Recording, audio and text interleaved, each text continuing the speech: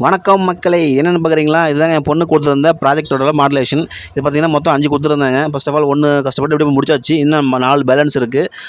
4ம் பார்த்தீங்கன்னா ஒவ்வொன்றும் ஒவ்வொரு வீடியோவில் போடுறேன், அப்டேட் பண்ணுறேன் பாருங்கள். பிடிச்சிருந்தா லைக் பண்ணுங்கள். உங்கள் கிட்ஸுக்கு இது மாதிரி செஞ்சு கொடுங்க.